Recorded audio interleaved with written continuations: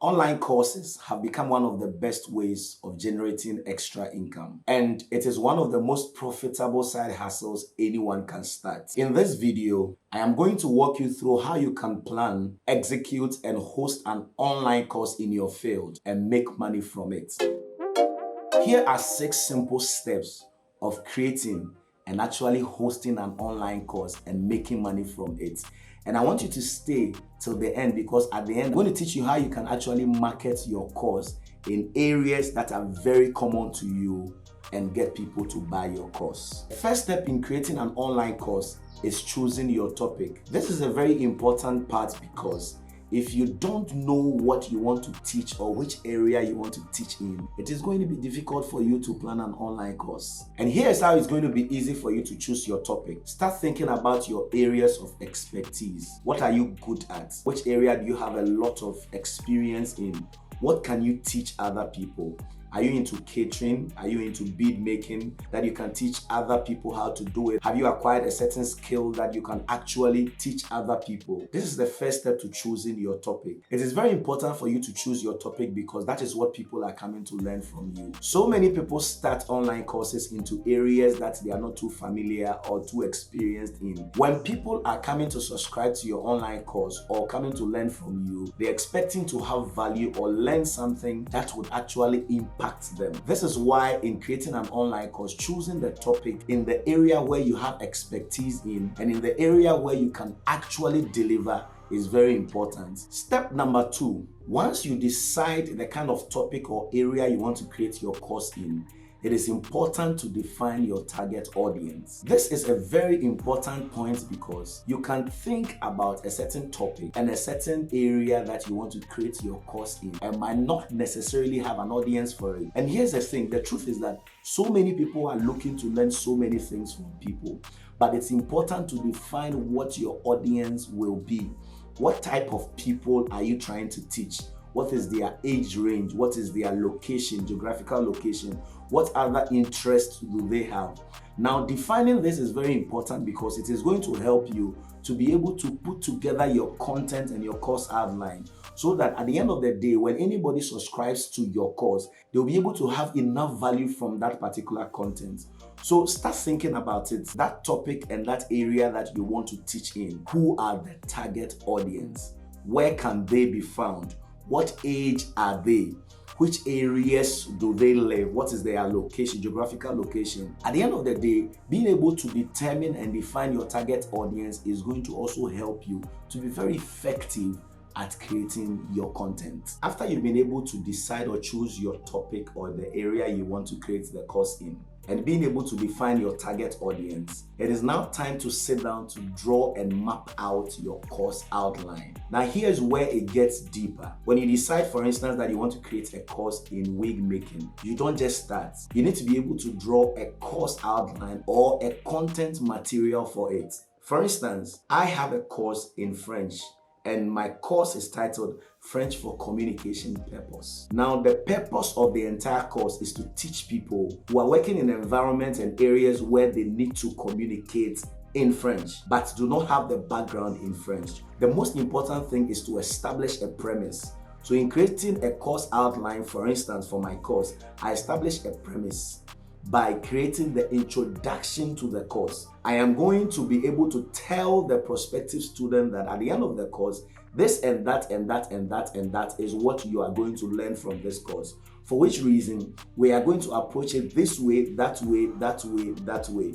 And in the creation of your course outline, it is important to outline everything point by point and in detail of how you are going to teach from the introduction to the conclusion, because that is what is going to determine the kind of value you are offering to the people.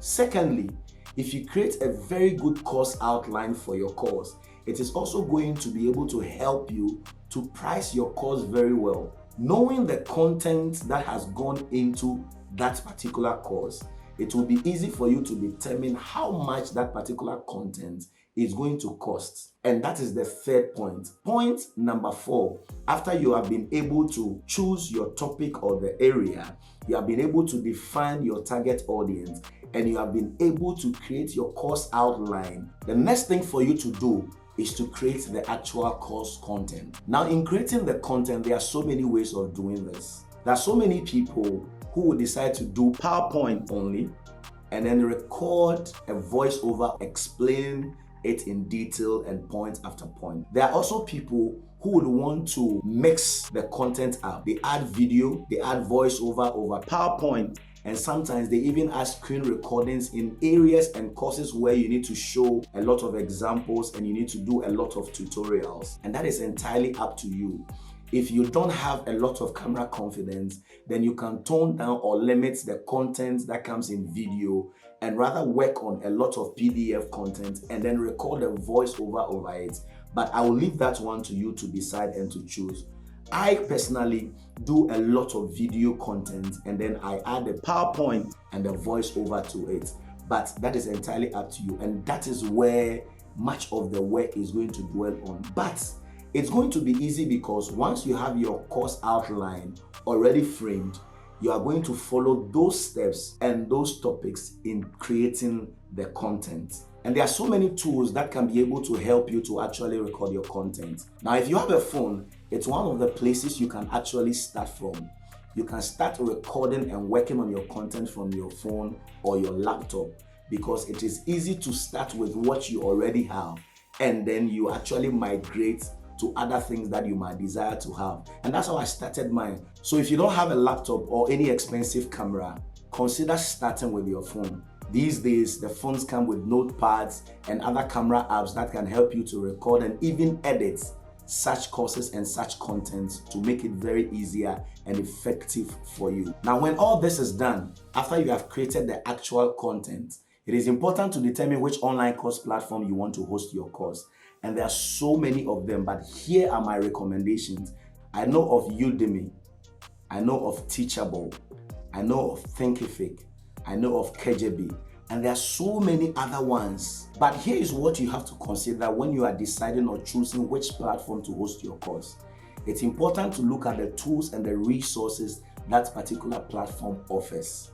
If it makes it easier for user experience, if it is very effective and communicative enough for users to use, and at the end of the day, if it has all the features and all the resources you need, which should also include a payment gateway or a payment section where when people subscribe, they can make payment easily. But all the recommendations I'm giving have very robust systems that will really help you to host your course. If you want me to delve deeper in detail into each of these particular platforms I have recommended, drop it in the comment section and I'll make sure to do a video on that later on and post it on this channel. Which means that if you are not subscribed to this particular channel, I want to ask you to please subscribe to the channel. Point number 6, after you have been able to create and host your course content on a particular platform of your choice, the next thing you have to do is to promote and market your content. And this is very important. I believe that in your area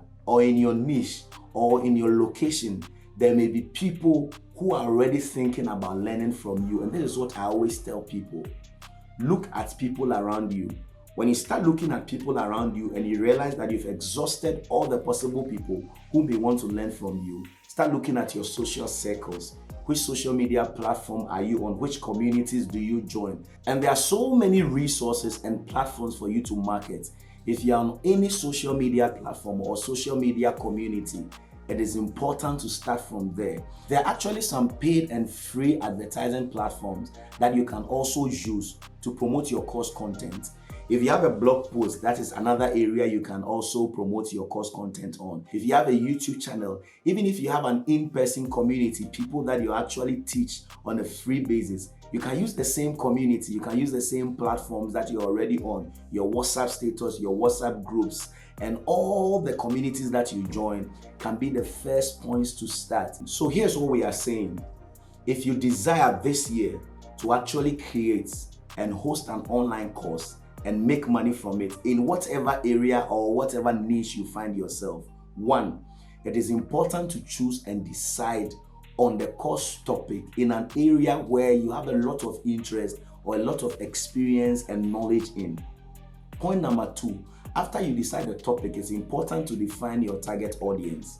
And after you have defined your target audience, then you move to actually creating the course outline for the course you are about to teach. Because the course outline is going to help you to be able to record the actual content in detail with all the resources, with all the materials, the exercises you are going to put together for your students to have the best value when they subscribe to your course. Now, after you have created the course outline and everything, then you actually sit down to record the course content. Then, after recording the course content, you start looking at platforms that you can actually host the course. And I've recommended some of these platforms earlier on, but they are not the only platforms that you can host your course content. There are so many of them. And after you have hosted your course content on a platform, you start promoting it in your communities and wherever you can find to promote your course. Sometimes starting a business becomes so difficult because there are so many people who think that without money, you cannot actually start a business. But here's the thing. Recently, I realized that there are so many businesses you can start without money. And this is one of them, creating an online content, because you are going to create the content from what you already know, your knowledge you have already acquired. And sometimes you can go through the starting to the production and the publishing of your course without paying a dime if you make do with the resources that are available to you. And if you are thinking about other businesses that you can actually start without money, I made a video recommending 7 of these businesses, and you can find that video right here.